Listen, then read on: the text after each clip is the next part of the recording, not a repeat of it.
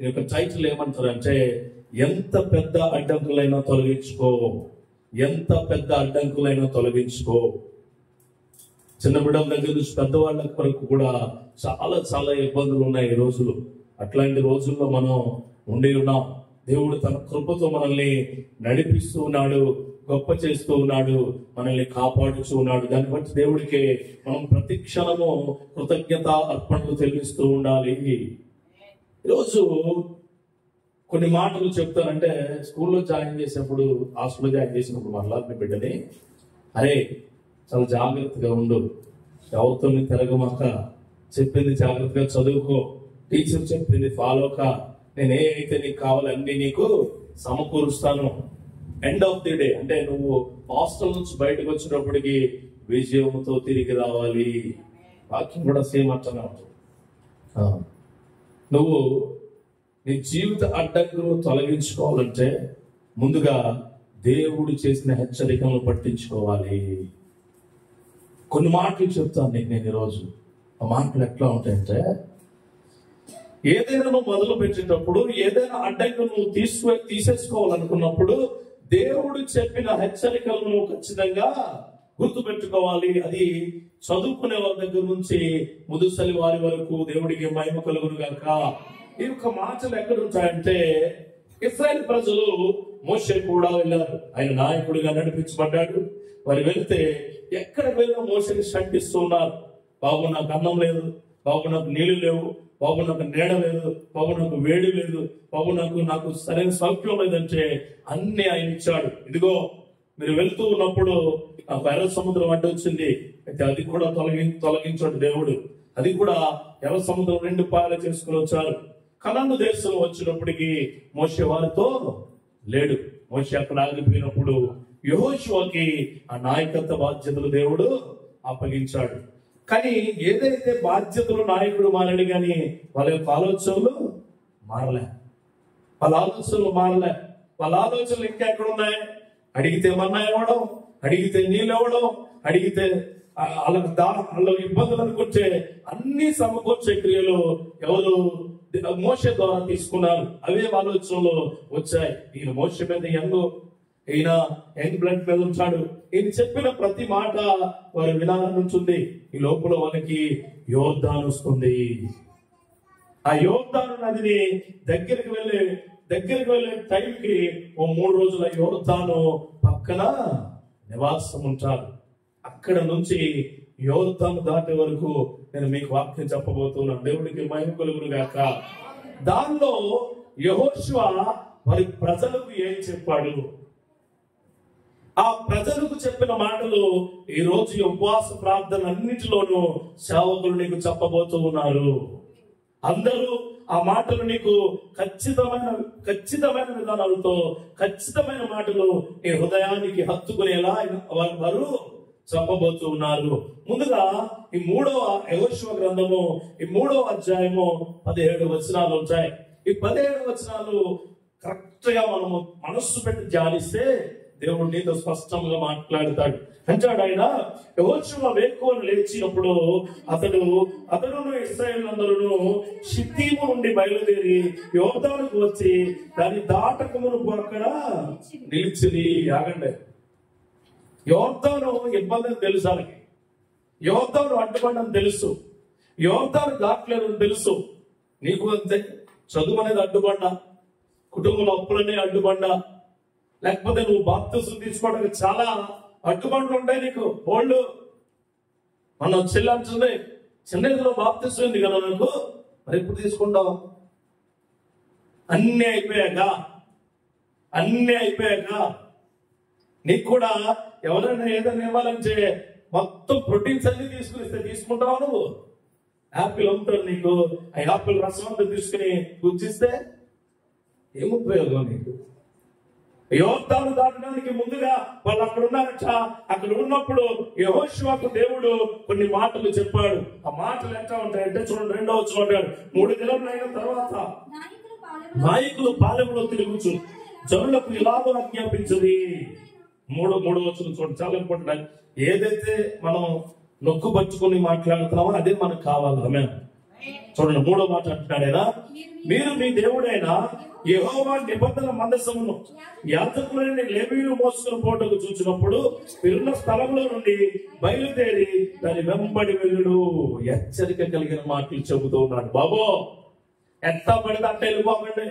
మోషే వెనక అలాగే వెళ్ళారు మీరు. మోషే వెనక వెళ్ళి మోషేకు కోపం తెప్పించారు, మోషేకు విసుగు తెప్పించారు, మోషేకు ఇబ్బందికరమైన తెప్పించారు. మీరు యోర్దాను నది దాటక మునుపు దేవుడి యొక్క మందసాన్ని ముందుగా పంచుకుని వెళ్ళాలి. నువ్వు ఈ సంఘానికి రాకముందే, ఈ ఉపవాసాల్లో ఉండక మునిపే ప్రార్థించి రావాల. దేవుడికి స్తోత్రం కలుగును గాక. సంఘ క్షేమం కొరకు, వాతావరణం కొరకు, సేవకుడి కొరకు, నీ కుటుంబం కొరకు నీ ప్రార్థన గవిని ఓపెన్ చేయి. ఇది నీకు హెచ్చరికే. నీ ప్రార్థన జీవితము ఇంకా అలాగే ముసిగేసుకుందేమో. ఈ యొక్క ఉదయకాల సమయంలో దేవుడు నీతో చెబుతూ ఉన్నాడు హెచ్చరికతో. దేవుడి మందస్సాన్ని ముందుగా పెట్టు, దేవుడి క్రియలను ముందుగా పెట్టు. మన ఆలోచనలు కాదండి, మన ఆలోచనలు కాదు, మన క్రియలు కాదు, మనకున్న పరిస్థితులు కాదు, దేవుడి క్రియల్ని ముందుగా పెట్టు. ఖచ్చితంగా అంటాడు చూడండి, మీరు మీ దేవుడైన యెహోవా నిబంధన మందసమును యాజకులు లేవీయులు మోసుకుని పోవచ్చు చూసినప్పుడు మీరున్న స్థలంలో నుండి బయలుదేరి దాని వెంబడి వెళ్ళము. అడ్వాన్స్ అవ్వకండి, దేవుళ్ళలో అడ్వాన్స్ అవ్వకండి. ఆయన వెంబడించమన్నాడే. వెంబడించు, నా గొర్రెలు నా మాట వింటారు అంటాడు ఆయన. దేవుడికి స్తోత్రం. నేను నడిచిన మార్గంలో వాళ్ళు నడుస్తారు, వాళ్ళు నడిచే మార్గంలో నేను ముందుగా పోయి మెట్టగా ఉన్న స్థలాలను నేను సరళం చేస్తాను. ఈరోజు ఈ ఉపవాస ప్రార్థనలకి ఒక నిబంధన తీసుకురండి మీరు. అయ్యా, నా ఇంటిలో, నా కుటుంబంలో, నా జీవితంలో ఉన్న ప్రతి దరిద్రత వదిలిపోవాలా, ప్రతిదీ వదిలిపోవాలా. ఒకటి కాదు, అన్ని వదిలిపోవాలా. ఎందుకంటే నీ నిబంధన మందసమును నేను ముందుగా పట్టుకుని వెళ్తూ ఉన్నాను. తర్వాత నేను వస్తానయ్యా. ముందుగా నువ్వు వెళ్ళు, నా అన్ని సమకూర్చు. ముందుగా నువ్వు వెళ్ళు, నా క్రియలు సమకూర్చు. నీవు ఎప్పుడు సిద్ధంగా ఉంటావంటే దేవుడి క్రియలు ముందుగా వెళితే ప్రార్థన చేసుకుని రావాలా, ప్రార్థన చేసుకుని వెళ్ళాలా. పిల్లలు కూడా మీరు కాలేజీకి వెళ్ళినప్పుడు, స్కూల్కి వెళ్ళినప్పుడు, ఎగ్జామ్స్ వెళ్ళినప్పుడు నీ ప్రార్థన ముందుగా అక్కడ స్థిరపరచబడాలి. నీ ప్రార్థన పెన్ను పెట్టుకున్నాను, పుస్తకం పెట్టుకున్నాను, అట్ట పెట్టుకున్నాను, హాల్ టికెట్ పెట్టి, ఇది కాదు. ముందు నీ హృదయంలో ప్రార్థన పెట్టుకోవాలి. అప్పుడే ఈ యొక్క సంఘం కొరకు, ఈ యొక్క విశ్వాసుల కొరకు, ఈ సంఘ ప్రార్థనల కొరకు ప్రార్థించి రాగలిగితేనే రాగలడే. నా దేవుడికి స్తోత్రం. ముందుగా దేవుడు మీతో ఉన్నాడని, మీకు ముందుగా వెళ్ళి సిద్ధపరుస్తున్నాడని హెచ్చరిక కలిగిన మాటగా ఇది తీసుకో.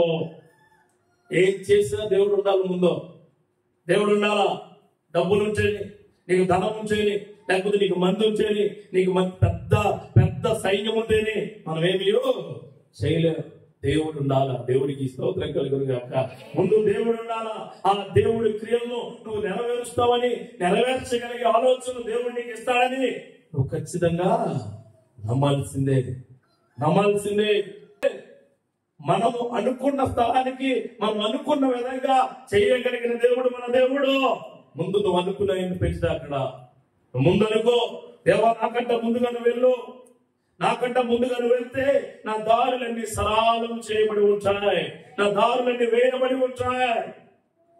వివాహాలు ముందు నిర్ణయం చేసుకుంటారు, తర్వాత మాస్టర్ గారి దగ్గర ప్రార్థన చేయండి. నీ ఇంట్లో అన్ని ముందు నిర్ణయం చేసుకుంటావు, తర్వాత మాస్టర్ గారి దగ్గర వచ్చి ఏమనుకోకుండా చలిపోయిందా, చలివి పక్షించి నువ్వు జరిగిపోతున్నావు కదా. హెచ్చరిక కలిగిన మాటలు జాగ్రత్త. దేవుడికి, నీ సేవకుడికి ఖచ్చితంగా తెలియజేసే మాటగా నువ్వు అనుకున్న మాట ఉండరుగాక. ఉండాలా నీ జీవితంలో. యాజకులు లేవీయులు ముందుగా మనసు పట్టుకెళ్తారు, ఆ మనసాన్ని వెంబడించు. అరే బాబు, మీకు తొందర ఎక్కువ, ముందుగా కానీ వెళితే యోర్దాను నది రుచిపోతారు మీరు. ఆ యోర్దాను నది మామూలుగా వెళ్ళినది, అంత పెద్ద వడి ఉండదు టైంలో. కానీ వీళ్ళు వెళ్ళింది ఎప్పుడు? కోతకాలము మే నెల టైంలో వెళ్ళినప్పుడు. ఆ నెలలో పైన వర్షాలు పడుతున్నాయి, ఆ కొండల నుంచి వచ్చే ప్రవాహము బాగా ఎక్కువగా ఉంది. అంటే ఏంటంటే దేవుడు నీకు ఎప్పుడు నార్మల్ గా ఉంచున్నావు, అబ్నార్మల్లో కాపాడుతాడు. దేవుడికి స్తోత్రం. బాగా ఇబ్బందులు వచ్చినప్పుడు నిన్ను కాపాడుతాడే. ఈరోజు ఈ సంఘంలో నీకు చాలా అడ్డుబండలు ఉండొచ్చు. నీ కుటుంబంలో అడ్డుబండలు, నీ ఉద్యోగంలో అడ్డుబండలు, నీ చదువులో అడ్డుబండలు, నీ క్రియల్లో అడ్డుబండలు. ఒకవేళ నువ్వు క్రైస్తవుడిగా, క్రైస్తవురాలిగా, బైబిల్ పట్టుకున్న వ్యక్తిగా ఎప్పటి వరకు దేవుడు లేడేమో నువ్వు వెళ్తున్న ప్రాంతంలో ఈరోజు ప్రార్థించు. నువ్వు వెళ్ళే ప్రయత్నాల్లో దేవుడు ఉండబోతూ ఉంటాడు. నువ్వు చేసే పనుల్లో దేవుడు ఉండబోతూ ఉంటాడు. నువ్వు చేసే ప్రతి కార్యము 100కి 100% జరుగుతుంది. ఆమె 100కి 100 వ్యాపారం దేవుడు పెట్టక్కడ. హల్లెలూయా. దేవుడు పెట్టంతే దీవించబోతాడు. ఎలిగే చేస్తారు. అయ్యా నీ ఇష్టానుసారంగా వెళ్తే కాదు, సేవకుడి మాట వినాల్సిందే. సంఘంలో సేవకుడి మాట వినాల్సిందే. సేవకుడు అంటే దేవుడు ఏర్పరిచిన దూత. హల్లెలూయా. దూత అంతే. కృపారంగా మీ దూత. మీకు దేవుడు ఏర్పరిచిన దూతనైనా మీకోసం ప్రార్థిస్తారు సేవకుడు, మీకోసం ప్రాణం పెడతారు సేవకుడు, మీ కొరకు అల్లలాడిపోతారు సేవకుడు. మీ క్రియలు మీకు చెప్పాలని, ఏం చెప్పాలో అని దేవుణ్ణి అడుగుతుంటాడు. అప్పుడు సేవకుడు చెప్పిన ప్రతి మాట మీరు ఖచ్చితంగా వినాల్సిందే. ఇది హెచ్చరిక మాట. వాళ్ళకి చెప్తున్నాడు, అదే బాబు మీరు ఎంత పడితే కుదరదు, మీరు ఎంత పడితే చేస్తే అవ్వదు. దేవుడు నాకు చెప్పి ఉన్నాడు, మీరు ముందు మందసం వెళ్తుంది, ముందు దేవుడు వెళ్తాడు. దేవుడికి వెంబడి వెళ్ళండి, దేవుని వెంబడి వెళ్ళండి. దేవుడి నామమున మీకు చెబుతున్నాను. చాలా సార్లు ముందెళ్ళి మూతుపలు రాలనుకుని ఉండొచ్చు. నువ్వు ముందెళ్ళి పడిపోయాడు. నా వాక్యం కొంచెం స్ట్రైట్ గా ఉంటుంది. నీ హృదయం బయటకే రావాలి, స్ట్రైట్ గా ఉంటుంది. నీ హృదయంతోనే మాట్లాడతాడు దేవుడు, నీతోనే స్పష్టంగా మాట్లాడుతుంది. ఆమె ఎప్పుడు నీకు తగులుతుందంటే వాక్యం. ఆ యొక్క ఇశ్రాయేలు ప్రజలు మేమే చాలా సార్లు ముందెళ్ళి పడిపోయాం. పళ్ళు కాలిపోయి మరల మీద దగ్గరికి వచ్చాం. చాలా పడిపోయాం, జారిపోయాం. మా క్రియలు బాగలేదు. ఆ సమయంలో మరల మీ దగ్గరికి వచ్చాం. ఆ రోజు ఆ హెచ్చరిక మాట వినుంటే మా జీవితం బాగుపడేది అనుకునే వ్యక్తిగా నువ్వు ఇక్కడ స్థిరపరచబడితే ఈ మాట ఖచ్చితంగా నీకే. ఈ మాట ఖచ్చితంగా చూడండి. 4వ వచనం అంటాడు. అంటే ఇక్కడ ఒక వ్యక్తిని గుర్తు చేస్తాను. అబ్రహాం అంటాడు దేవుడు అందరితో ఉంటాడు. ఆయన తల్లిదండ్రులు వాళ్ళందరితో ఉన్నప్పుడు అబ్రహాం అంటాడు, అబ్రహాము వినపడుతుందా అంటే, చెప్పయ్యా నువ్వు లేచి ఇక్కడ నుంచి వెళ్ళి నేను చూపించే దేశానికి వెళ్ళిపో. 12వ అధ్యాయం చూడండి ఒకసారి. ఆదికాండం 12వ అధ్యాయంలో ఉంటుందన్నమాట. చాలా ఇష్టమైన మాటలు నాకు. దేవుడు నన్ను కూడా అన్నాడు, నువ్వు నీ పని ఆపి నేను చెప్పబోయే పని చేయి. దేవుడికి స్తోత్రం. చూడండి, యెహోవా నువ్వు లేచి నీ దేశం నుండి, బంధువుల నుండి, నీ తండ్రి ఇంట నుండి బయలుదేరి నేను నీకు చూపించే దేశములకు వెళ్ళు. మంచి ఆల్రెడీ దేవుడు అక్కడ సిద్ధపరిచి వచ్చాడు. దేవుడికి స్తోత్రం. సిద్ధపరిచి వచ్చాడు అక్కడ. నేను ఇక్కడ కాదయా, నేను లేచి నేను చెప్పిన దేశానికి వెళ్ళు అడగలేదు. నువ్వు ఉంటావా అని అడగలేదు ఈయన, నువ్వు వస్తావా అని అడగలేదు ఈయన. చెప్పిన పని చెప్పినట్లు చేశాడు అబ్రహాం. ఈరోజు నీ జీవితంలో, నీ కుటుంబంలో చాలా సార్లు ఒక బిడ్డగా ఫెయిల్ అయ్యేవేమో, ఒక తల్లిగా ఫెయిల్ అయ్యేవేమో, ఒక తండ్రిగా ఫెయిల్ అయ్యేవేమో, చివరికి ఒక విశ్వాసిగా ఫెయిల్ అవుతున్నామేమో. దేవుడి మాట చెబుతూ ఉంది, దేవుడి క్రియలను అనుసరించేవాడిగా నువ్వు ఉంటే నువ్వు గొప్ప సాక్షిగా నిలబడబోతూ ఉన్నావు. విశ్వాసిగా ఉండకూడదు, విశ్వాసి సాక్షిగా నిలబడాలా. అది క్రైస్తవ్యం. హల్లెలూయా. అది క్రైస్తవ్యం. సాక్షిగా నిలబెట్టే కృప కాపుదల దేవుడిని ఖచ్చితంగా ఇచ్చును గాక. 4వ వచనం అంటాడు చూడండి, ఆయన మీకును దానికి దాదాపు 2000 కొలమూరుల ఎడముండవలను. మీరు వెళ్ళు త్రోవ మీరింతవరకు ముందుగా వెళ్ళినది కాదు, మీరు దానిని గుర్తుపట్టవలను. కనుక ఆ మందసమును సమీపముగా మీరు నడవరాదు. కొంతమంది సేవకులు చాలా క్లోజ్ గా ఉంటే లోపు చేస్తారు. సేవకులు నాతో క్లోజ్ గా ఉన్నాడు, నన్ను బండెక్కి తీస్తున్నాడు, నాతో పాటు ఉన్నాడంటే సేవకుడు నీతో ఉండడం దేవుడి ప్రణాళిక అయితే, నువ్వు దేవుడి సేవకుడితో కరెక్ట్ గా ఉండడం అన్నది నీ యొక్క ఉద్దేశమై ఉండాలా. దేవుడికి స్తోత్రం. జాగ్రత్తగా ఉండవు. ఇదిగో ముందుగా వెళ్తున్నారు. ఇక మీరు ఎప్పుడు అది ముందెప్పుడు మీరు వెళ్ళలేదు. మీరు చూసిన ప్రాంతం కూడా కాదది. చెబుతున్నాను దేవుడి నామములో, మునుపెన్నడూ లేని గొప్ప క్రియలు మీరు తీసుకోబోతూ ఉన్నారు. మునుపెన్నడూ తీర్చలేని గొప్ప క్రియలు మీరు ఉపవాస ప్రార్థనలు ఉత్సవంతో తీసుకుని వెళ్ళబోతూ ఉన్నారు. ఆశీర్వాదాలు మీరు తీసుకుని దేవుడి నామంలో మరలా వచ్చి సాక్ష్యము చెప్పుకునే వ్యక్తులుగా దేవుడు మిమ్మల్ని చేయబోతూ ఉన్నాడు. ఉత్సాహమే ఉత్సాహమే. పాటించుకొని జాగ్రత్తలు, పాటించుకొని హెచ్చరిక మాటలు పాటించో. హెచ్చరికలు పాటించేవాడు కరెక్ట్ గా బ్రతికే నాయకుడిగా, కరెక్ట్ గా బ్రతికే విశ్వాసిగా తయారవుతాడు. యూత్ కూడా చెబుతున్నాం దేవుడి నామంలో, తల్లిదండ్రులు వద్దంటారు, చేయమండి. తల్లిదండ్రులు ఎక్కడికి ఏదో చేయమంటారు, చేయండి. గురువుల మాటలు వినండి. సేవకుడు ఉపదేశించిన ప్రతి ఉపదేశాన్ని నీ కన్నుకు నుదుటకు బాసికంగా కట్టుకోమన్నాడు దేవుడు. కట్టుకున్నాడు. చాలా మంది యూత్ ఏంటి అంటే క్యా అంటాడు దేవుడు. జాగ్రత్త. ఏం లేవు దేవుడిలో. దేవుడికి స్తోత్రం కలుగును గాక. అంటే నిన్ను నడిపించే దేవుడు నీతో ఉంటే నువ్వు ఏదైనా చేయాల్సిందే. నా చుట్టూ ఉన్నవాళ్ళు ఎలా ఉన్నారండి, నేను ఎలా ఉంటా. నా ఫ్రెండ్స్ ఎలా ఉన్నారండి, నేను ఎలా ఉంటా. ఆయన అంటాడు, మునుపెన్నడూ చూడని place you have to follow carefully. జాగ్రత్తగా ఫాలో అవ్వవు. ఆ మందసారి జాగ్రత్తగా ఫాలో అవ్వు. అటు ఇటు తడబడితే నువ్వు పోతావు. ఎందుకు పని చేయవు. ఉదయకాల సమయం నుండి చెబుతూ ఉన్నాను, మునుపెన్నడూ చూడని క్రియలు మీరు చూస్తున్నారంటే మునుపెన్నడూ జరగని అద్భుత కార్యాలు ఉపవాస ప్రాంతాల్లో మాలాంటి రాబోయే సేవకులు లాంటి మీ సేవకుల నోట కొత్త మాటలు చదువుతూ ఉన్నాడు. New words for your new life. నీ కొరకు మాత్రమే, నీ కొరకు మాత్రమే. ఇక్కడ భక్తి శ్రద్ధలతో వాళ్ళు ఫాలో అవ్వాలా. సేవకుడు ప్రార్థించమంటాడు, ప్రార్థించాలా. సేవకుడు వాక్యం చదవమంటాడు, వాక్యం చదవాలా. సేవకుడు ఉపవాసం ఉండమని చెప్తాడు, ఉపవాసం అబ్బే ఉండరట. ఏంటో ఆకలి వేసేస్తుంది. ఆకలి. ఏ ఆకలి ఉండాలి నీకు? దేవుని ఆకలి ఉండాలి. వాక్యమని దాహం ఉండాలా. ప్రార్థించాలనే గొప్ప సమర్థత నీలో ఉండాలా. దేవుడికి ఆత్మలు అర్పించాలనే ఆశ నీలో నిండి ఉండాలి. అలాంటిది నీకు కలిగి ఉండాలి తప్ప శరీర ఆశల మీద, శరీర క్రియల మీద, నీ యొక్క లోకాశల మీద నువ్వు పెంచుకుంటే నీకేసి రాకలే, నీకేసి రాకలే. ఆయన అంటాడు, ముందుగా దేవుడిని వెళ్ళాలి, తర్వాత నువ్వు వెళ్ళు. దేవుడు ఉండాలండి. ప్రతిసారి అన్నేదో మనం బిల్డింగ్ పెట్టి ఒక అమౌంట్ అని దేవుడి నామంలో మొదలు పెడుతున్నాం, ఎన్ని రోజులు పూరిస్తున్నాం. దేవుడు ముందుగా వచ్చి చేస్తాడు కదా.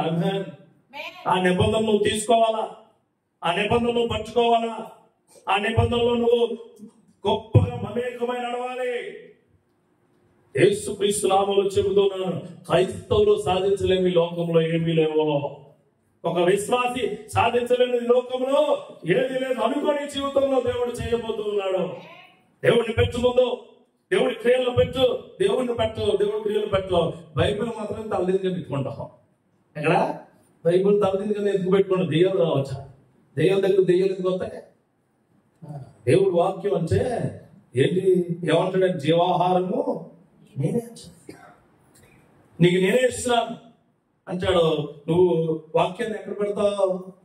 బైబిల్ కింద, అదే తలదిండి కింద, హ్యాండ్ బ్యాగ్ లో, కారు డాష్ బోర్డ్ లో. వాక్యం నీ హృదయంలో ఉండాలి. దేవుడికి స్తోత్రం కలుగును గాక. వాక్యం నీ హృదయంలో ఉంటే దేవుడు నీతో ఉన్నట్లు, వాక్యం నీతో పాటు ఉంటే దేవుడు నిన్ను నడిపిస్తున్నట్లు, వాక్యము నువ్వు ధ్యానిస్తూ ఉంటే దేవుడు విజయ తీరాలను నువ్వు నిలబడుతున్నట్లు. దేవుడికి స్తోత్రం. ఈ హెచ్చరిక కలిగిన మాట ప్రతి ఒక్కరు మాట్లాడుతారు. తీసుకునే హృదయంలో చాలా మంది విశ్వాసులకి ఏది అవసరం అంటే వాళ్ళకి జోకులు చెప్పాలా, లేకపోతే ఒక కథ చెప్పాలా, నిన్ను ఏమి అనుకోడు అసలు అన్న అలా ఉండడం. 5వ వచనంలో అంటాడు, మరియు యెహోషువ అంటే మొట్టమొదటి మాట ఏంటంటే అడ్డంకులు దాటాలంటే అడ్డంకులు దాటే ముందు హెచ్చరిక మాటలు వినాల్సిందే. సేవకుడి దగ్గరికి వచ్చి చెప్పండి, మీ ఇంట్లో ఏం జరిగినా ఎట్లా జరిగినా ఏదైనా సరే దేవుడికి చెప్పడం ముందు, తర్వాత సేవకుడికి చెప్పాలా. అయ్యా ఇదిగో ఇల్లుకి మేము పునాదులు వేయబోతున్నాం, ప్రభుని అడిగాం, మేము మీకు కూడా చెప్తున్నాం, అయ్యా మీరు ఎట్లా అంటే అట్లా అనాలి. అంత. రెండవ మాట ఏమంటాడంటే ఆయన ఎలా పడితే అలా వెళ్ళిపోకూడదు దేవుడి దగ్గరికి. ఎలా పడితే అలా వెళ్ళిపోతే అలా చూడండి. ఆయన అంటాడు, 5వ వచనం. మరియు యెహోషువ రేపు యెహోవా మీ మధ్యన అద్భుత కార్యములు చేయను కనుక మిమ్మల్ని మీరు పరిశుద్ధపరచుకోవడని జనులకు ఆజ్ఞ ఇచ్చను. చాలు, ఎలా పడితే అలా కాదు. రేపు నేను ఎగ్జామ్కి వెళ్తున్నానంటే ఈ రోజు సిద్ధపడాలి నువ్వు. రేపు నేను సంఘానికి వెళ్తున్నానంటే ఈ రోజే సిద్ధపడాలి. పరిశుద్ధ హృదయముతో పరిశుద్ధమైన దేవుణ్ణి నీవు గొప్పగా కొనియాడడానికి వెళ్ళాలా. ఏదో షాపింగ్కి వెళ్తున్నట్టు, ఏదో ఎక్కడో గేమ్కి వెళ్తున్నట్టు, ఏదో ఫ్రెండ్స్ తో ఉన్నట్టు కాదు. దేవుడి దగ్గరికి నువ్వు పరిశుద్ధపరచబడుకుని రావడమే. పరిశుద్ధపరచడం అంటే శుభ్రంగా తలంటు వేసుకుని పక్షాలు కట్టుకుని కాదండి. లోపల ప్రభా పాత రోత జీవితంతో వస్తున్నాను, నా హృదయం అంతా పాత రోతతో మిగిలిపోయింది ప్రభా, నా హృదయము చాలా దారుణంగా పాడైపోయింది. నీ దగ్గరికి వస్తున్నానయ్యా, పవిత్రపరచు. నీ దగ్గరికి వస్తున్నానయ్యా, పరిశుద్ధపరచు. నీ దగ్గరికి వస్తున్నానయ్యా, ఆ జీవితాన్ని ఒకసారి నీ కన్నులతో చూడవయ్యా అంటే దేవుడు నిన్ను పవిత్రపరిచే విధంగా చేయబోతున్నాడు. రెండవది, పవిత్రపరిచే మాటలు చాలా ఉంటాయి. దావీదు అప్పటి వరకు పాపంతో కుమ్ముకుపోయాడు, పాపంతో మునిగిపోయాడు, పాపంలో ఉండిపోయాడు. అవి పాపాన్ని కప్పబెట్టడానికి ఉరియాని చంపేశాడు. ఉరియాని చంపి బత్షెబాని ఏమీ తెలియనట్టు దగ్గరికి తీసుకున్నాడు. అప్పుడు ఒకడు వస్తాడు దావీదు దగ్గరికి, వచ్చి అంటాడు, బాబు నీకు కథ చెప్తా, వింటావా? చెప్పు. ఈ కథలో ఆడు తప్పు ఆడి నువ్వే, కథ కావాలని అవసరం ఏదో నువ్వే. ఆ నాతను వచ్చే వరకు దావీదును పవిత్రపరచుకోవడం మొదలు పెట్టలేదు. అప్పుడు గోలిబట్ట కట్టాడు, వీధుల్లోకి వెళ్ళాడు, బురద పూసుకున్నాడు. ప్రభా ఇవన్నీ నాకు వ్యర్థము, నీవే నాకు ముఖ్యమన్నాడు. ఈరోజు ఉపవాస ప్రాంతంలో ఉంటుంది నీకు మధ్యాహ్నం నుంచి పని పెట్టుకోవచ్చు, సాయంత్రం పని పెట్టుకోవచ్చు, లేకపోతే పని చూసుకుని రావచ్చు. పనికంట ప్రార్థనే ముఖ్యం, పనికంట దేవుడే ముఖ్యం. పరిశుద్ధపరుచుకునే మాటలు నీ దగ్గరికి వస్తాయి, అది నిన్ను పవిత్రపరిచే విధంగా ఉంటాయి. పవిత్రంగా రా దేవుడి దగ్గరికి, పవిత్రంగా చూసుకొని గ్రంథాన్ని, పవిత్రంగా చూసుకొని దేహాన్ని పవిత్రంగా చూసుకో. ఇప్పుడు కూడా ఇక్కడ వాక్యం ఏంటో వాళ్ళేంచి వీళ్ళేంచి నా పరిస్థితి ఏంటి, నా ఆలోచన ఏంటని చూస్తూ ఉన్నాము. దేవుడి నామములో చెబుతూ ఉన్నాను, ఏ ఆలోచనలున్నా యేసు పరిశుద్ధ నామములో తీసివేయబడును గాక. నన్ను పవిత్రపరచు ప్రభువా, నన్ను పవిత్రపరచు. డబ్బు అడగకూడదు దేవుణ్ణి, జీవితం అడగకూడదు దేవుణ్ణి. నువ్వు నాతో ఉండయా అని చేసాడు అంతే. ఆయన నీతో వచ్చి అన్ని నీకు ఇస్తాడండి, అన్ని నీకు ఇస్తాడు. ఒకసారి రోమన్ రాష్ట్ర పత్రిక దగ్గరికి వెళ్దాం. చూడండి 12వ అధ్యాయము 2వ వచనం. రోమన్ రాష్ట్ర పత్రిక 12వ అధ్యాయము 2వ వచనం. మీరు ఈ లోక మర్యాదను అనుసరింపగా ఉత్తమమును అనుకూలమును సంపూర్ణమై ఉన్న దేవుని చిత్తమేదో పరీక్షించి తెలుసుకున్నట్లు మీ మనస్సు మారి, అక్కడ అంటలేదు, నూతన మగుటములను రూపాంతరం పొందుడే. నూతనమగా పొద్దుకు లేచినట్టే స్నానం చేసి డ్యూటీకి వెళ్తాం, మళ్ళీ డ్యూటీకి వెళ్ళొచ్చి స్నానం చేసి ఇంట్లో ఉంటాం. భోజనం చేసే ముందు చేయి కడుక్కుంటాం, భోజనం చేసిన తర్వాత మళ్ళా చేయి కడుక్కుంటాం. ఇంటి బయటికి వెళ్ళేటప్పుడు కాళ్ళు కడుక్కుని అన్ని విధంగా ఇంట్లో ఉంటాం. ఇంటికి వెళ్ళి బయటికి వెళ్ళి వచ్చిన తర్వాత మళ్ళా శరీరాన్ని శుభ్రపరుచుకుంటున్నావు, దేహాన్ని శుభ్రపరుచుకుంటున్నావు, అన్నింటినీ శుభ్రపరుచుకుంటున్నావు. కానీ శుభ్రపరచలేదు ఏంటి? ఆత్మ. దేవుడి ఆత్మ పరిశుద్ధపరచబడిన ఆత్మలోకే వస్తుంది. దేవుడికి స్తోత్రం కలుగును గాక. దేవుడి ఆత్మట ఒక కారు. దేవుడు కూడా అంతే, నీ దగ్గరికి వచ్చి నువ్వు హృదయాన్ని పరిశోధించి నిన్ను పరీక్షించి నువ్వు పవిత్రుడు అయితే నీ దగ్గర నివాసం చేయడానికి వస్తాడు ఆయన. దేవుడికి స్తోత్రం. నువ్వు పవిత్రురాలైతే నీ దగ్గరికి వస్తాడు ఆయన. అలాంటి పవిత్రపరిచే మాటలు ఈ సంఘంలోకి వస్తాయి. ఆ మాటలు నువ్వు తీసుకో. ఈ లోకంలో ట్రెండ్ అవుతున్న దాన్ని పంచుకోమాక. ట్రెండింగ్ లో కూర్చుకుపోతాము. ఈ లోకంలో ఏదైతే నీకు వస్తుందో, దాన్ని ఏదైతే అనుసరిస్తావో అది నిన్ను ఎవరిని అనుసరించకుండా తీసుకుపోతే, ఎవరిని అనుసరించకుండా వాడి కటింగ్ బాగుంది నేను అలా కటింగ్ వేయించుకుంటా, వాడి జల్లు బాగున్నాయి నేను అలా జల్లు వేసుకుంటా, వాడి క్రియలు బాగున్నాయి నేను అలా ఉంటా. అది కాదు, నా దేవుడు చెప్పాడు ఆ క్రియలు నాలో ఉండాలా.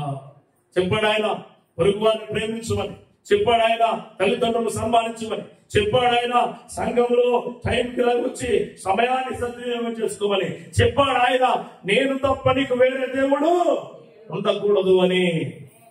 అవి పాటించాలా. 11 గంటలకి వాక్యం అని చెప్తే నువ్వు 9 గంటలు లెగిస్తావు, అన్ని చక్కబెట్టుకుంటావు. సంఘానికి వస్తువులకు టైం ఎంత అయింది? 12:30. నీకు బాగా ఇష్టమైన చెప్పరా, ఇక్కడ చర్చ్లో బాగా ఇష్టమైన 2. 1 స్తోత్రమయ్యా, 2 చివరిలో ఆమెనయ్యా. మధ్యలో అవసరం లేదు, మనకి అవసరం లేదు. ఒకవేళ నీకు ఈ 2 మాటలే ఇబ్బంది అనిపించి ఇలా ఉంటే నీకే చెప్తాడు వాక్యం, భక్తులు పంచుకోవాలి. You have to follow the time, you have to follow the Bible, you have to follow the words of your church leader. దేవుడికి స్తోత్రం కలుగునుగాక. ఫాలో నీ సంఘ కాపరి ఏమి చెప్తున్నాడో, నీ కోసం ఏం మాట్లాడతాడో, నీ జీవితంలో ఏమి కావాలో అన్న మాటలు నువ్వు ప్రయత్నంగా తీసుకోవాల్సిందే. తీసుకోవచ్చు. ఈ రోజు నాతో ఏం మాట్లాడతావు ప్రభా, ప్రతి వారం వచ్చి చర్చ కదా అనుకోమాకండి. ప్రతి వారం వచ్చేదే కాదు. ఆయన అంటున్నాడు రూపాంతరం చెందండి. రూపాంతరం కూడా ఎలాగట్రా? నూతనం ఒకటకు కొత్తగా ఉంటే రూపాంతరం చెందాలా.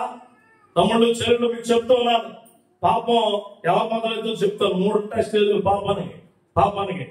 చిన్న బాబు ఉన్నాడు, చిన్న బాబు చెల్లి ఉంది.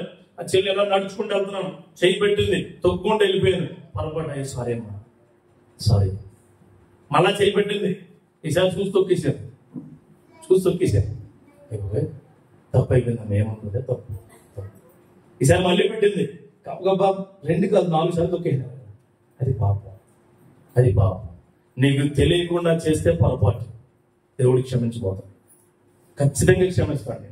దేవుడిని అడిగితే ప్రభువా అంటే క్షమిస్తాను. తప్పు చేస్తే ప్రభువా తప్పు అయిపోయి నీకు వెళ్ళయ్యా అంటే దేవుడు మళ్ళీ నేను వెనక్కి తీసుకురావడానికి చూస్తాడు. తప్పని తెలిసినా చేస్తే అది పాపమే. నీకు తెలుసు పొరపాటు టీవీ చూస్తున్నావు, నీకు తెలుసు తప్పన్నా టీవీ చూస్తున్నావు, నీకు తెలుసు పాపమైనా సరే నేను చూస్తానంటే నిన్నెవడో.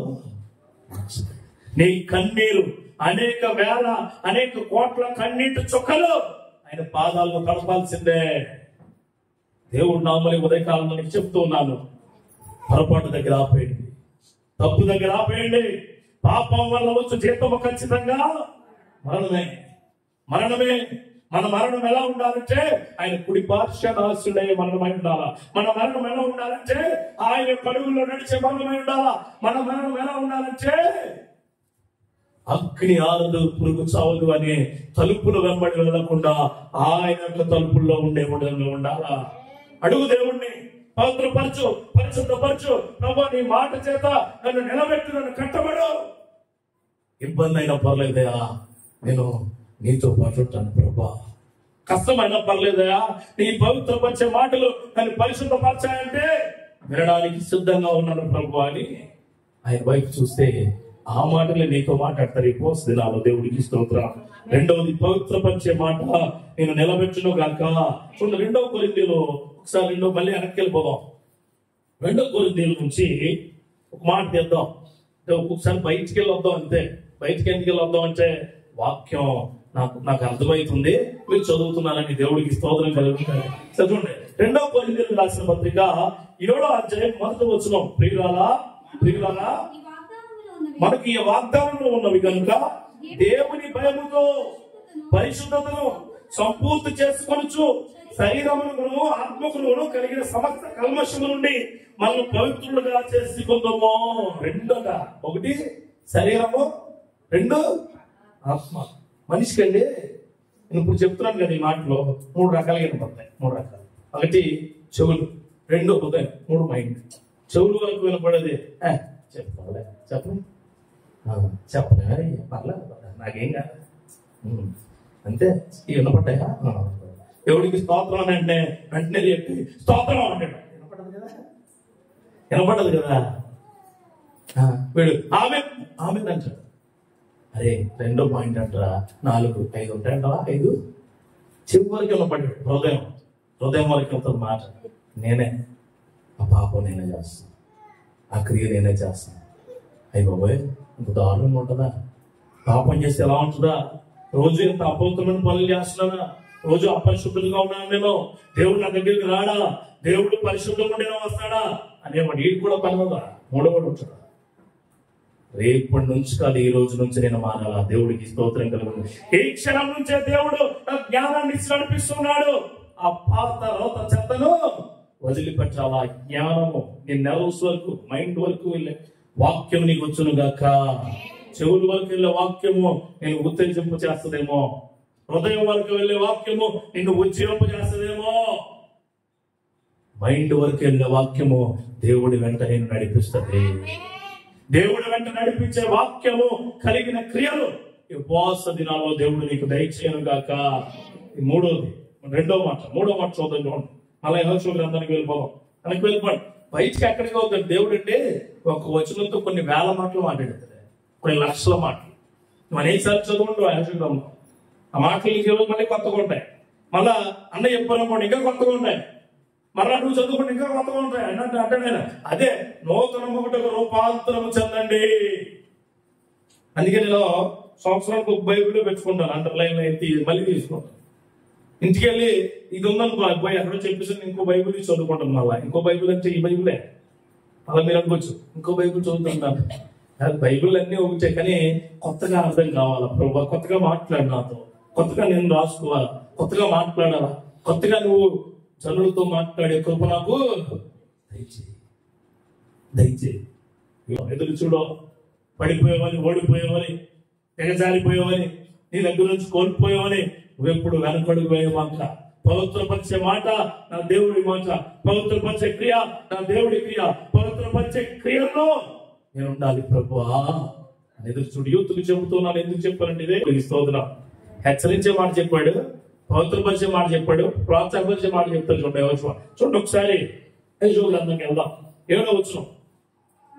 అప్పుడు యెహోవా యెహోషువతో ఇట్లనేమో, నేను మోషేకు తోడై ఉన్నట్లు నీకు తోడైందని ఇశ్రాయేలు ఎరుగునట్లు నేను వారి కన్నులుగా నిన్ను గొప్ప చేయ మొదలు పెట్టేదను. ఆమేన్. నీ సేవకుడికి తోడు దేవుడు. గుర్తుపెట్టుకోండి, యెహోషువతో దేవుడు మాట్లాడుతున్నాడు. యెహోషువ నువ్వు భయపడమాక. ఆల్రెడీ మొదటి చెప్తాడు 9వ వచనం అక్కడ, నేను నీకు మోషేకు తోడైనట్లు నీకు తోడైనా, మోషే నడిపించిన నిన్ను నడిపిస్తా, మోషేకు ఏం చేశానో అది నీకే చేస్తా, అంతకన్నా గొప్పగా నడిపిస్తానంటే ఇశ్రాయేలు అందరికీ మాట ఇచ్చేసాడు మనోడు. ఎవరు? యెహోషువ. యెహోషువ చిన్నగా ఆలోచన మొదలై ఉండొచ్చు. మరలా చెప్తున్నాడు దేవుడు ఏమని, నేను మోషేకి ఎలా తోడున్నానో నీకు ఎలా తోడుంటా. ఇంకో విషయం అయ్యా, యెహోషువ నిన్ను వాళ్ళ ముందే గొప్ప చేయబోతున్నాను. దేవుడికి స్తోత్రం కలుగును గాక చెప్తున్నాడు ఆయన. చూడండి, నేను మోషేకు తోడై ఉన్నాను, నీకు కూడా నేను తోడై ఉంటాను. ఎప్పుడు వస్తుందంటే అది నువ్వు ఎంత ఎక్కువ ప్రార్థిస్తే అంత. ప్రార్థనలో సమయం ఎక్కువ తీసుకోకండి. సమయం ఎక్కువ తీసుకున్న ప్రార్థన నిన్ను నిలబెట్టదు. దేవుడితో సమయం తీసుకోండి. దేవుడికి స్తోత్రం కలుగును గాక. దేవుడికి నువ్వు చెప్పే మాటలు స్పష్టంగా ఉండాలి. స్పష్టముగా, అయ్యా నా జీవితం బాగాలేదు, నా కుటుంబం బాగాలేదు, నా పరిస్థితి బాగాలేదంటే నీకు గొప్ప చేయడం మొదలు పెడతాడు ఆయన. అంతేగాని నువ్వు ఆకాశం మీద ఆశీనుడైన ప్రభా, నా ఎట్టుకొట్టి మీద నుంచున్న ప్రభా, నన్ను కాపాడే ప్రభా, నువ్వు కొనకవయ్యా, యోర్దాను తీర్చవయ్యా, ఎర్ర సముద్రం తీర్చవయ్యా, నీ యోర్దాను ఈ ఎర్ర సముద్రం చేర్చాలయ్యా, నా యోర్దాను ఎప్పుడు తీర్చేయండి. అవి ఎందుకు చెబుతుంటే ఒక నమూనా. నీ జీవితం బాగుపడుతుందనే ఒక నమూనా. అందుకే దేవుడు నామలు చెప్తున్నాను, ప్రోత్సాహపరిచే మాట నీ సేవకుల నోట్లో ఉండబోతుంది. ఉపవాస ప్రార్థనలో ప్రోత్సాహపరుస్తాడు. నిన్ను మాడైపోయినా పడిపోయినా నువ్వు ఎట్లు తెలుసుకోలేని నీ జీవితంలో దేవుడి మాట నిన్ను లేవనెత్తబడుతుంది, గొప్ప చేయబడుతుంది. ఈ ఊర్లో ఎంతమంది జనాభానో తెలియదు, కానీ ఆ జనాభాగా ఉన్నావు. దేవుడు నిన్ను గొప్ప చేయడం మొదలు పెడుతున్నాడు. జనాభా అంతా నిన్ను చూడబోతుంది. ఆమె నువ్వు దేవుని బిడ్డవని, దేవుడి శక్తి కలిగిన వాడివని, దేవుడి కృపలో ఉండబోతున్నావని, దేవుడి క్రియలో నిన్ను అందరూ చూడబోతూ ఉన్నారు. నేను నుంచి నన్ను ప్రోత్సాహపరిచే దేవుడే. ఎప్పుడు దేవుడే, ఆయన క్రియలు నన్ను ప్రోత్సాహపరిచినాయి. నీ సంకల్పం కూడా ఆయన యొక్క ఆయన యొక్క అడుగులు వేసే టైంలో చాలా ఇబ్బందులు పడి ఉండొచ్చు, చాలా పడిపోయి ఉండొచ్చు, చాలా మంది గేలు చేసి ఉండొచ్చు, చాలా మంది వేలెత్తి చూపడి ఉండొచ్చు. దేవుడి నామములో నిన్ను వేలెత్తి చూపించిన ప్రతి ఒక్కరు నువ్వే కావాలి అని చెప్పుకునే క్షణాలు దేవుడు నీకు ఇవ్వబోతున్నాడు. ఇది ప్రోత్సాహపరిచే మాట. గొప్ప చేయడం అంటే అది దేవుని ఖచ్చితంగా అడగాలండి. నేను ఇదే అడిగాను, నేను బాగా చదువుకున్నానయ్యా, బాగా ఉన్నానయ్యా, అన్నీ నన్ను ఎందుకు ఎన్నుకున్నావు, నువ్వు ఎందుకు ఎన్నుకున్నావు? చూడు అందరూ నన్ను వేలు చూపుతున్నారు, నాకేం బాధ ఏం లేదు, ఎందుకు లేదు, నన్ను కాదు చూపుతున్నా. నిన్ను స్ట్రైట్ గా అడగాలి దేవుడు. మనం స్ట్రైట్ గా నువ్వు ఎప్పుడు అడుగుతావు? అది ఒక పిల్లలో తండ్రితో సరిగా ఉంటే, ప్రేమగా ఉంటే, వారి ఒడిలో కూర్చుంటే ఫీజురా మా నాన్న కడతాడు. అరే నేను ఎవరు తీసుకెళ్తారా? మా అమ్మ తీసుకెళ్తారు. అరే నీకు బాగోదు, మా నాన్న ఉన్నాడు తెలుసా, కుక్కలు తరుగు వస్తాయి డాడీ. నువ్వు ఎవరితో సంబంధం సరిగా ఉండాలి? దేవుడితో. దేవుడితో సంబంధం సరిగ్గా ఉంటే ఆయన ప్రోత్సాహపరిచే మాట నిన్ను గొప్ప చేయబోతూ ఉంది. ఆ మాటలు నీకు కావాలండి, ఆ మాటలు నీకు కావాలా? ఏం లేదా అక్కడ ఎవరు జనాంగం అంటే లేదు. సౌలు అంటాడు, బాబు అక్కడ ఎవరున్నారు? ఒకడున్నారండి, వాళ్ళందరూ మన దగ్గర పని చేస్తారు. ఆయన ఎలా చూడంటే మంచి మ్యూజిక్ వాయిస్తాడు, వాడు ఎలా చూడంటే మంచి యుద్ధ తీరుడు, వాడు ఎలా చూడంటే మంచి బలంగా ఉంటాడు అని పట్టండి. వాడి పేరేంటి? దావీదు. దావీదు వాడిని పట్టుకురండి, వాడిని పట్టుకురండి. ఏ అతనే కావాలి నాకు, దేవుడికి మహిమ కలుగును గాక, అతనే కావాలా. అప్పుడు గొల్లియాతు దగ్గర నుంచుని ఎదురుగా వడిస పట్టుకుని రాయి పెట్టి ఈ రాయితో ప్రోత్సాహపడుతున్నాడు. ఎవరిని? గొల్లియాతు. ఎలా నేను చంపే గోపం. ఏమంటాడు తెలుసు గొల్లియాతు? కుక్కను అనుకుంటున్నావా? కుక్కను కాదు, కుక్కను కొట్టినట్టు పడతాను నేను. దేవుడికి స్తోత్రం కలుగును గాక. సాతానుతో అలా మాట్లాడాలి మనం. సాతాను తప్పులా యేసునామమున తీరిపోవును గాక. ఖచ్చితంగా ఉండాలండి మనం, ఖచ్చితంగా. కొత్తలో చచ్చిపోస్తారు, అప్పుడు బాధలండి అయ్యా, చాలా ఇబ్బంది ఉందండి అయ్యా, బతకలేకపోతుందండి అయ్యా, మళ్ళీ వెళ్ళిపోతావు. మళ్ళీ వచ్చి మళ్ళా అదే చెప్పినట్టు మళ్ళా అదే అప్పుడు బాధలండి అయ్యా, బతకలేకపోతుందండి అయ్యా. సేవకుడు నువ్వు చేసిన ప్రార్థన ప్రోత్సాహంగా దేవుడితో మాట్లాడతాడు. నువ్వు ఆ ప్రార్థన చేసి నా అప్పులు తీరబోతున్నాయి, నా కష్టాలు నన్ను విడిచి వెళ్ళబోతున్నాయి, నా క్రియలు నన్ను వదిలి దేవుడు దీవించబోతూ ఉన్నాడు అనే సాక్షిగా నువ్వు నిలబడితే అది ప్రోత్సాహపరిచే మాట. సాక్ష్యం చెప్తారు చాలా మంది. సాక్ష్యం ఎట్లా ఉంటుందంటే, దేవుడు నన్ను కాచి కాపాడాడు, దీవించి ఆశీర్వదించాడు, కృప చూపాడు. నేను చెప్తాను సాక్ష్యం చూడండి. ప్రేక్షణం ప్రభు నాకు అక్కడ ఉంటుంది. కిందకి రండి. 8వ వచనం. మీరు యోర్దాను నీళ్ళ దగ్గరకు వచ్చి యోర్దానులో నిలువడని నిబంధన మందసమును మోయు యాజకులను ఆజ్ఞాపించుము. కాబట్టి యెహోషువ చెప్పండి చదవడం. కాబట్టి యెహోషువ మీరు ఇక్కడికి వచ్చి మీ దేవుడైన యెహోవా మాటలు వినుడని ఇశ్రాయేలుకు ఆజ్ఞాపించి, చాలండి, ఆజ్ఞాపించి. యోర్దాను దగ్గరికి వెళ్తారు కదా, ఆడికి వెళ్ళినప్పుడు వాళ్ళు ఎలా నడిచారు? నువ్వు అలా నడువు అని చెప్తున్నాడు దేవుడు. అంటే నడిపించే మాటలు వస్తాయి కొన్ని. అమ్మా నీ కుటుంబం ఎలా ఉండాలా, నీ కుటుంబం ఎలా కట్టుకోవాలా, నీ అత్తమామలతో ఎలా ఉండాలా? ఇక్కడ ప్రాబ్లం కదా మనకి. అత్తమామలతో ఎలా ఉండాలంటే ఇప్పుడు అంతా సెపరేటే. ఇప్పుడు అంతా ఏమైపోయింది? అప్పుడెవడో ఇంగ్లీష్ వాడు కాంపౌండ్ అండ్ డివిడెండ్ రూల్ ఉండేది. విభజించు పాలించు, వెళ్ళేదంటే నువ్వు బయటికి వెళ్ళిపోవాలంతే. బయటికి వెళ్ళిపోతే ఏం చెప్తే నీకేంటి అల్లా అన్న వాస్తవం రాదు, ఆ వాస్తవం మానేయలే. ఇప్పుడు అంతా ఏంటి? కుక్కర్లే, అంతా కుక్కర్లే కదా. అందుకే నువ్వు ఆయన ఉంటే బయటకు అందరూ కుక్కర్ సౌండ్లు వింటున్నారు. తల్లిదండ్రులతో ఉండాలి కొన్నాళ్ళు, అత్తమామలతో ఉండాలి కొన్నాళ్ళు, సంఘంతో ఉండాలి కొన్నాళ్ళు, దేవుడితో ఉండాలి కొన్నాళ్ళు. నీ క్రియలు, నీ కార్యాలు సఫలం చేసేది దేవుడు మనకి ఇచ్చిన అనుభూతులు, అనుభవాలు మాత్రమే. అది నడిపింపు, అది నడిపింపు. నిన్ను ఒక కుటుంబంగా ఏర్పరిచి ఒక కుటుంబంగా దేవుడు ఉంచితే ఆ కుటుంబంలోనే లీనమై ఉండాలి. నువ్వు సెపరేట్ అయిపోదాం, నాకు పట్టలేదేంటి, నాకు కుదరట్లేదా, తల్లిగా కుదరట్లేదా, తండ్రిగా కుదరట్లేదా, అత్తగా కుదరట్లేదా, మామగా కుదరట్లేదు ఏంటి? రేపు పొద్దుట నీకు భర్త కూడా కుదరడు, నీకు భార్య కూడా కుదరదు, రేపు నీ బిడ్డలు కూడా కుదరదు. అంతగా దిగజారిపోయి నాకు దేవుడు కూడా కుదరదంటావు. ఈ రోజు తల్లిదండ్రులను వదిలేసేవాడు రేపు దేవుడిని కూడా వదిలేస్తాడు ఖచ్చితంగా. ఎందుకంటే దేవుడు చెప్పాడు ఒక మాట, నీ తల్లిని తండ్రిని సన్మానించు. భలే చెప్తారండి బాబు, మీరు సన్మానించడంగా మరి భర్తల్ని happy birthday daddy, happy birthday మామే అని అడుగుతున్నాం కాబట్టి ఎక్కడ స్టేటస్ లో మా స్టేటస్ ని వెళ్ళిపోతుంది కదా, పక్కన ఉంటుంది తల్లి చెప్పదా నా బంగారు అమ్మకి హ్యాపీ బర్త్డే తెలుసు. ఎక్కడ జనాలు అందరూ ఏమనుకుంటారంటే వాళ్ళ అమ్మని ఎంత బాగా చూసుకుంటుందో అనుకుంటారు. బాగానే చూసుకుంటాను, పక్కన ఉంది. మీ అమ్మగారు బర్త్డే రోజుని నువ్వు ఇంట్లోకి వెళ్ళి ఆ కిచెన్ లోకి వెళ్ళి సాయం చేయి. చేస్తానండి, అమ్మ దోశలేద్దండి తింటాను, పెద్ద సాయం అది. మీ నాన్నగారికి సాయం చేయవా? నీ బర్త్డే మీ డాడీ బర్త్డే నువ్వు సాయం చేయి. అంటే నువ్వు ఇచ్చే గిఫ్ట్ తోడుగా ఉండు, వెనక్కి కూర్చో, నీ నాన్న భుజం మీద చేయి. ఏమన్నా నేనున్నాను డాడీ, నేనున్నాను, నువ్వు నా కొరకు పడిన కష్టాన్ని చూశాను, దేవుడు నా కొరకు నిన్ను ఏర్పరిచి ఉన్నాడు. వెనక మీ డాడీ మీద ఒక్కసారి అలా చెయ్యేస్తే ప్రతి తండ్రి ఆనందంగా ఉంటాడు. దేవుడికి స్తోత్ర. ఆ నడిపింపు నీకు ఉండాలమ్మా, ఆ నడిపింపు నీకు ఉండాలా. అరే మా డాడీ ఉన్నాడా పెద్ద నసగట్రా, ఆడితో పాటు ఆడితో ఫ్రెండ్షిప్ చేయకుండా చాలా మంది తండ్రి ఏంటంటే స్నేహితుడు ఏం చేస్తాడో పౌరులు కూడా ఓ స్నేహితుడు వదిలిపోయాడు మోసం చేసి, ఓ స్నేహితుడు వదిలిపోయాడు. బైబిల్లో చదవండి, నేను చెప్పండి వేరు. యేసుక్రీస్తులో ఒకడు వదిలేసి వెళ్ళిపోయాడు. యేసుక్రీస్తు దర్శనం చేసిన వాళ్ళు కొంతమంది వచ్చారు, కొంతమంది వదిలి వెళ్ళిపోయారు. దేవుడి కార్యాన్ని వదిలి వెళ్ళి వెనక్కి చూసింది ఒక ఆవిడ నిలబడిపోయింది అంతే. దేవుడి నామంలో చెబుతున్నాను, నడిపించే మాటలు నీకు వచ్చినప్పుడు నడవగలిగే శక్తి నీకు ఇస్తాడు దేవుడు. ఆ కార్యంలో కృప దేవుడు నీకు శక్తివంతంగా ఇచ్చును గాక. చూడండి, ఇంకా ఒక మాట ఉంది, చెప్పు నేను ముగిస్తాను ప్రార్థనలో. చూడండి 11వ వచనం చదివాడు.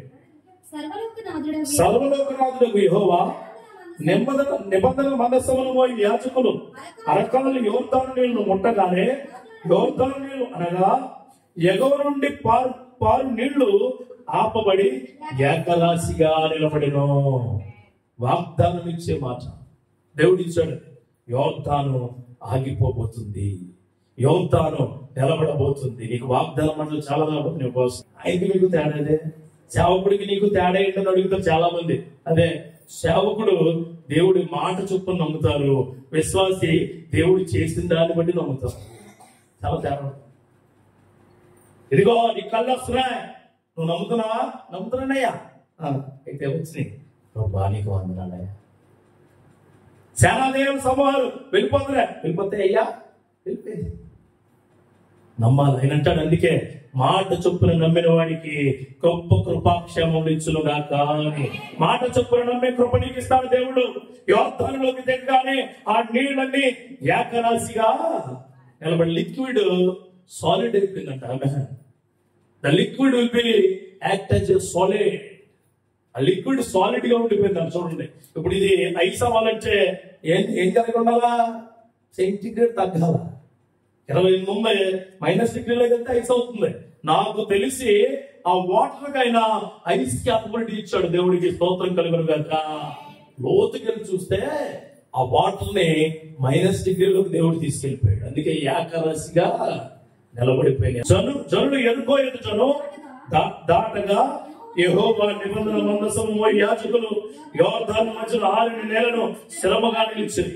జనులందరూ యోర్దాను దాటుచు తుదముచ్చుకు ఇశ్రాయేలులందరూ 6 నెలల మీద దాటుతూ వచ్చింది. 3వ అధ్యాయం 17 వచనాల్లో ఒక 5-6 వచనాలు మనం మాట్లాడుకున్నాం.